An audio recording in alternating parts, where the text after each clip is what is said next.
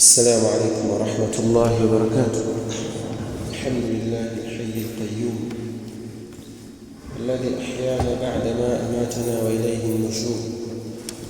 أصبحنا وأصبح الملك لله، الحمد لله رب العالمين، والصلاة والسلام على رسول الله وعلى آله وأصحابه والتابعين ومن تبعهم بإحسان إلى يوم الدين. أما بعد، أيها المسلمون عباد الله، ما زلنا في بيان الأحكام المتعلقة بعبادة الصيام وتوفيق الله سبحانه وتعالى.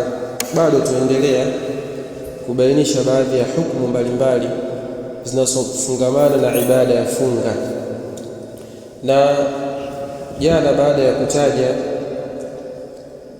mwanzo wa kufaradhisha somo na kutaja kuwa mwanzo ulikuwa ni khiari mtu afunge au alishe maskini, lakini baadaye baada ya watu kuwa wamezoea, basi Allah subhanahu wa ta'ala akaifaradhisha ibada ya somo ikawa ni lazima tena, hakuna khiari kwa yule ambaye ni mkazi na ana afya njema, na kwa upande wa mwanamke hana udhuru wote wa kisheria, basi ikawa ni lazima afunge.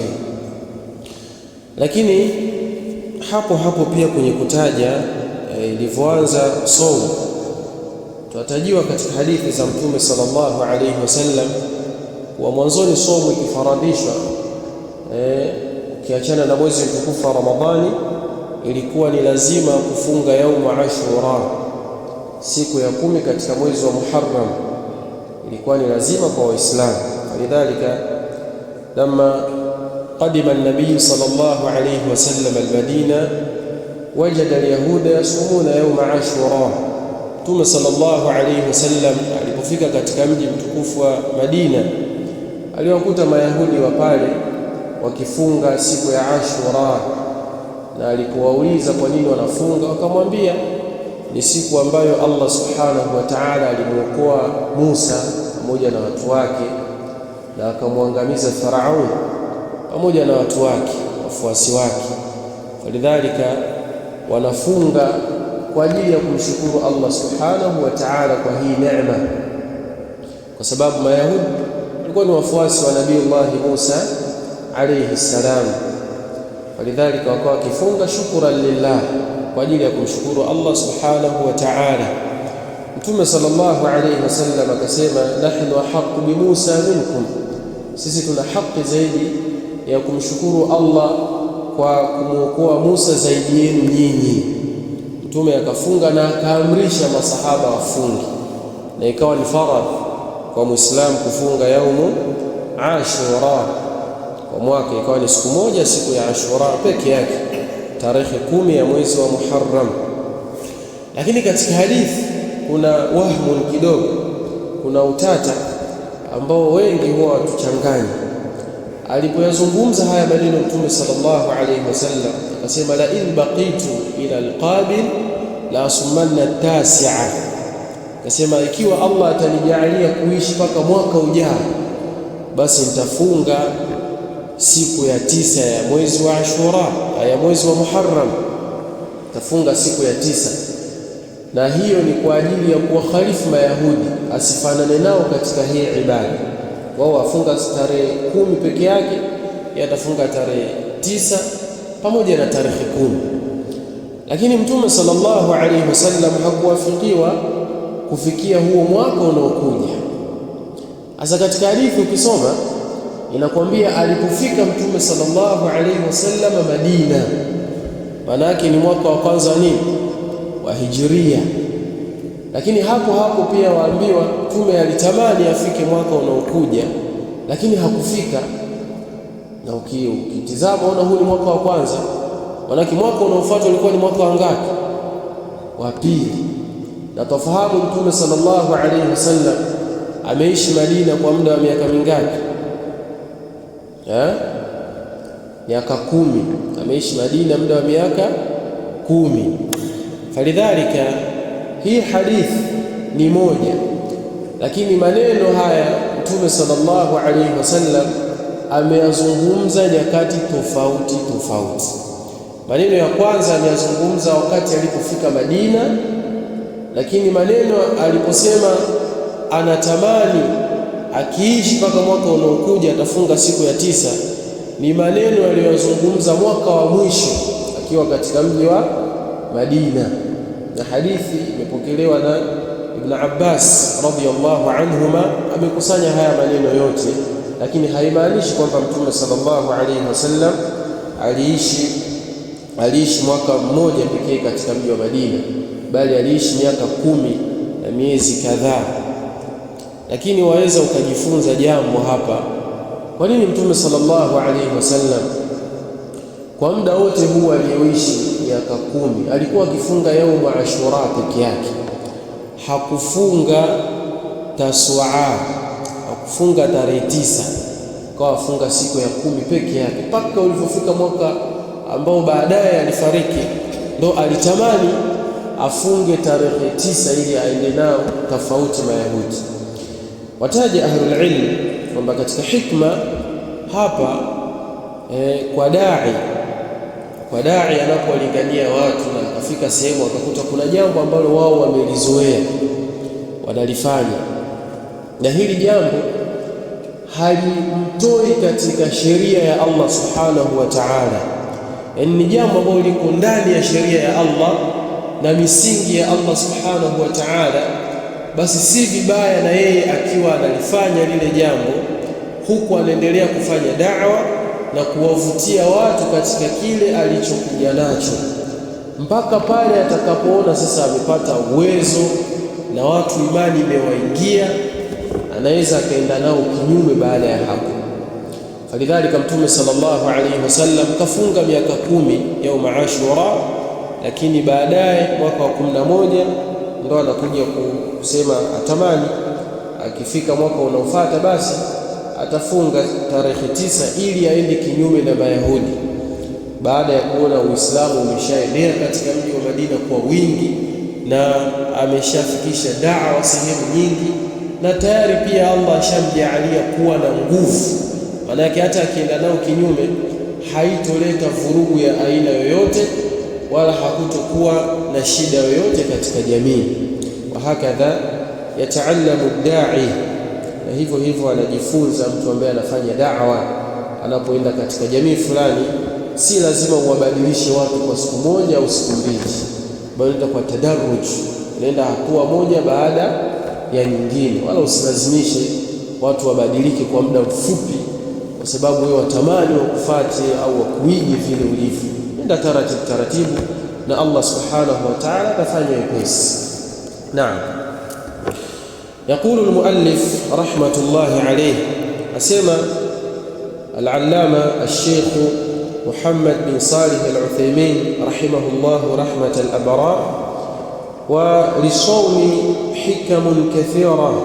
نصوم إن حكمة nyingi sana ambazo Allah subhanahu wa ta'ala ameziweka ndani yake, na ile hikam mara nyingine huja kwa maana ya malengo hikam, lakini maana yake inakuwa imemaanishwa malengo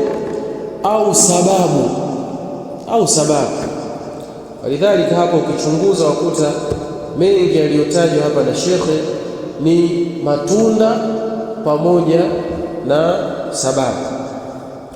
Tayeb, katika hikma za saum na funga, at-ta'abbudu lillahi ta'ala, ni kumwabudu Allah mtukufu, bitarki ma tuhibbuhu an-nafsu, wa kuacha jambo ambalo nafsi ya mwanadamu yalipenda, min ta'amin wa sharabin wa nikahin, kama vile kula, kunywa, pamoja na nikah, pamoja na jimaa mchana wa Ramadhani. Haya mambo ni mambo ambayo nafsi ya mwanadamu yapenda kwa sababu yana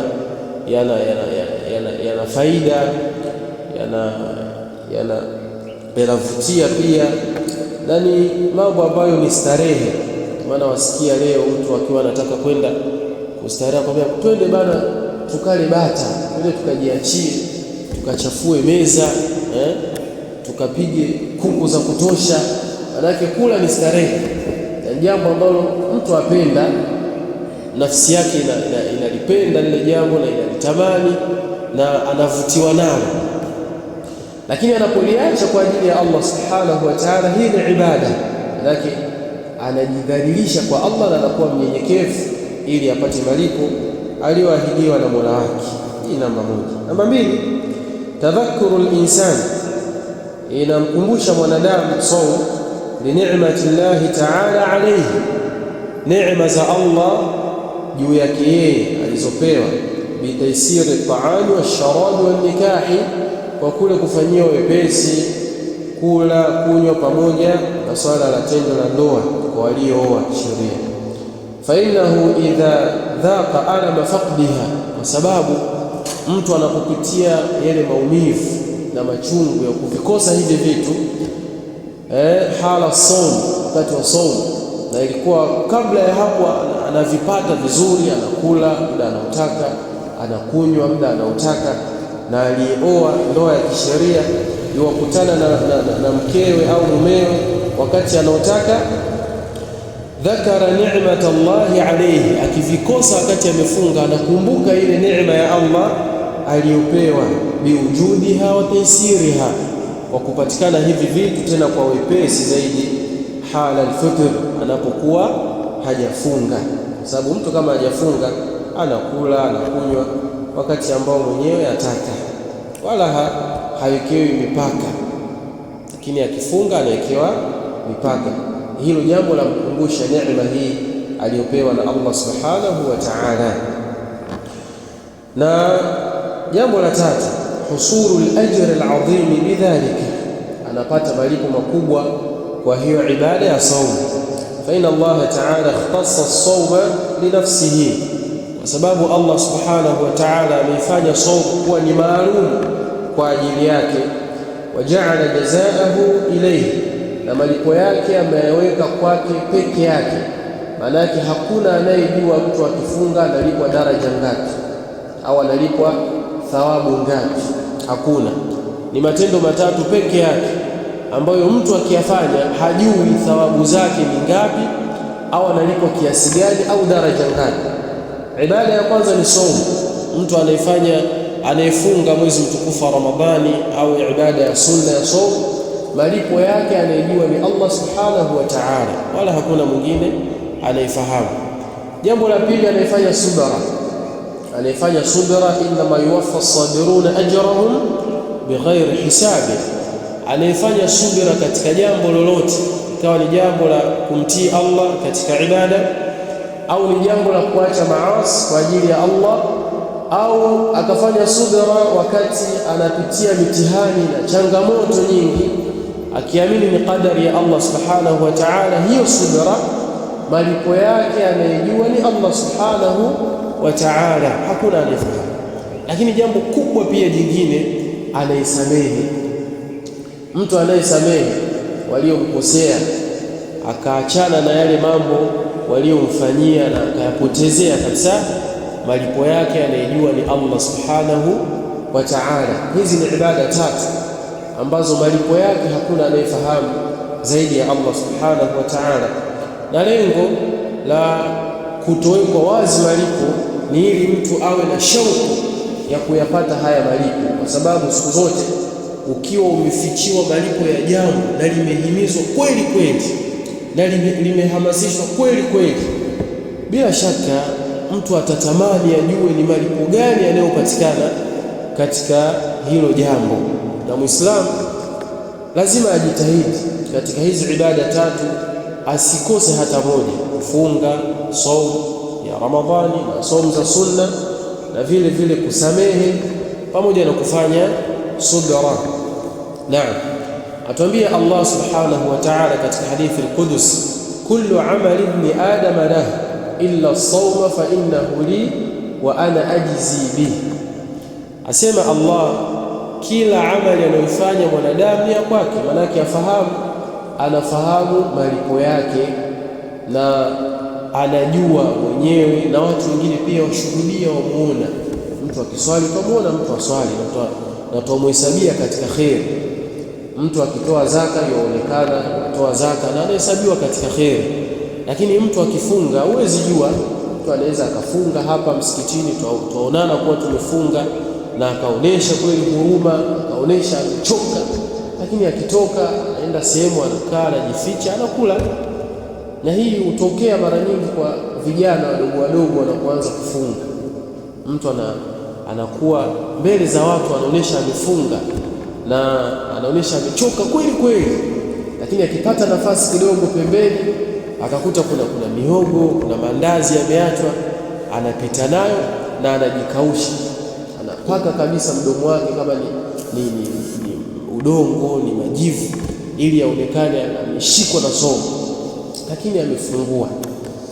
Tayeb, illa soma, isipokuwa soma, Allah anasema fa innahu li, hiyo ni ya kwangu mimi, wa ana ajizi bi, na mimi ndo ninayelipa. Maana yake malipo yake anayafahamu yeye Allah peke yake.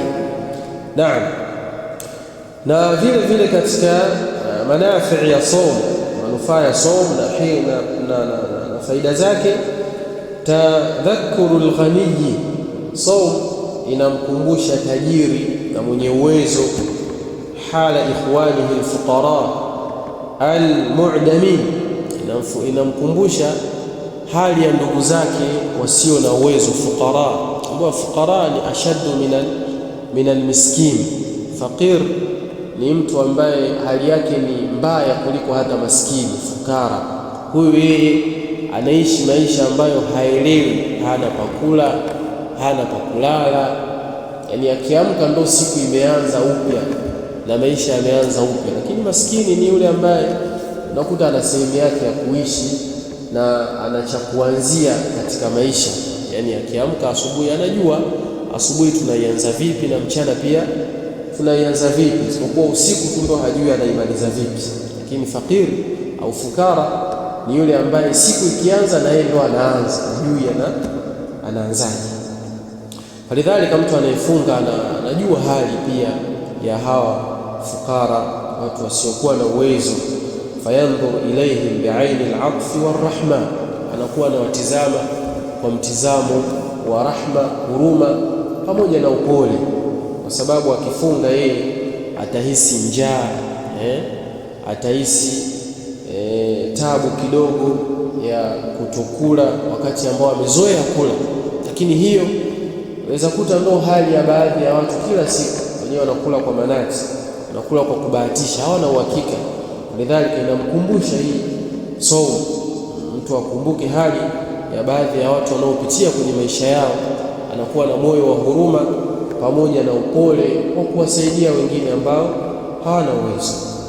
Na katika faida, saqlu nufus wa tahdhibuha, ni kuisafisha nafsi ya mwanadamu. Saumu inaisafisha nafsi ya mwanadamu na inailea bitaqwa Allah Ta'ala, kwa kumcha Allah mtukufu. Inaisafisha nafsi na kuilea katika kumcha Allah subhanahu wa ta'ala, wa ta'widuha ala sabr, na kuizoesha kuwa na subra. Mtu anakuwa na subra anapokuwa amefunga, wa tahammul fima yaudu ilaiha binaf'i, na kuvumilia mambo ambayo baadaye yanamletea manufaa.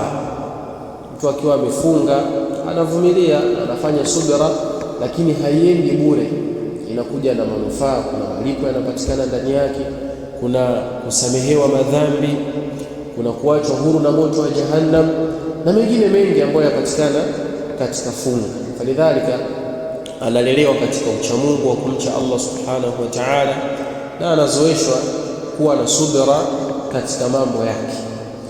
Na jambo jingine pia, alfawaidu as-sihhiyya alkathira, kuna faida za kiafya nyingi, faida nyingi za kiafya, kwa sababu mwanadamu maradhi mengi yapatikana kwa yeye kula.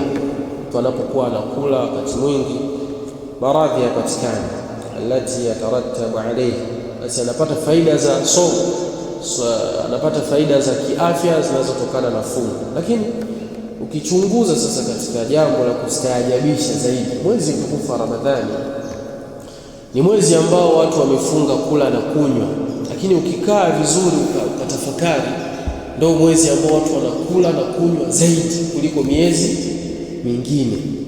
Hakuna kipindi ambacho bajeti za kula zinaongezeka kama mwezi wa Ramadhani. Yani kuna watu sasa hivi wanaumiza vichwa, tutakuwaje baada ya Ramadhani, tafuturu nini, baada ya tarawih tutakula nini, daku tutabadilisha vipi, kama ni chapati, tambi. Yani sasa hivi vile vyakula vilivyozoeleka katika masiku mengine vinaonekana havifai tena ndani ya Ramadhani. Watu wanajipanga kwa ajili ya kula zaidi na zaidi, lakini haikuwa katika mienendo ya Mtume sallallahu alaihi wasallam kujipanga kwa vyakula mbalimbali na tofauti, au masahaba walikuwa wanajipanga na vyakula. Hata hakuna sira ya mmoja katika wema yeyote yule ambaye waweza ukasoma sira yake na historia yake ukakuta alikuwa anajipanga kwa vyakula. Alikuwa anaandaa store, sasa inawekwa vizuri, tende zinaletwa pale, ngano inawekwa, kama ni sukari inawekwa, yani anajiandaa kwa vyakula. Hii haipo.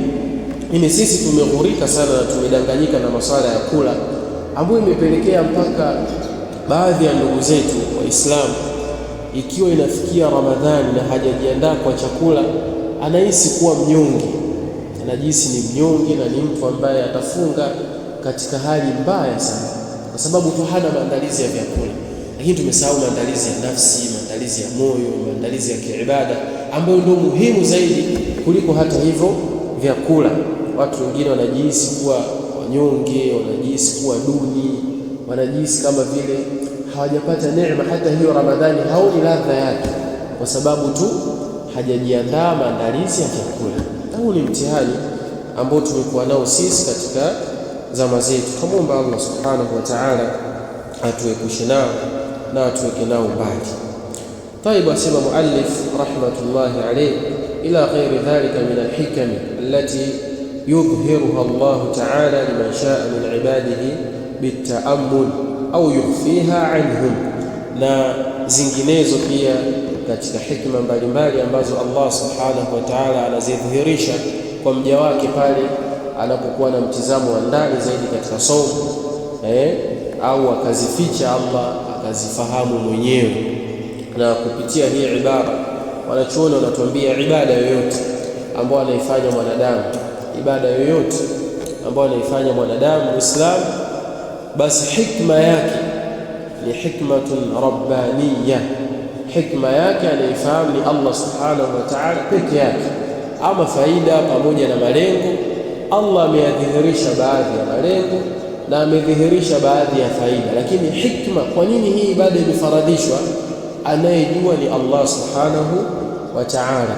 Bali wanachuoni wetu hutaja kwa ijtihadi tu, kwa kujitahidi katika kuchunguza yanayopatikana kwenye hizi ibada. Wallahu ta'ala a'la wa a'lam, wa naktafi bihadha. نسأل الله يجعلنا من الذين يستمعون القول فيتبعون أحسنه، وبالله التوفيق. السلام عليكم ورحمة الله وبركاته.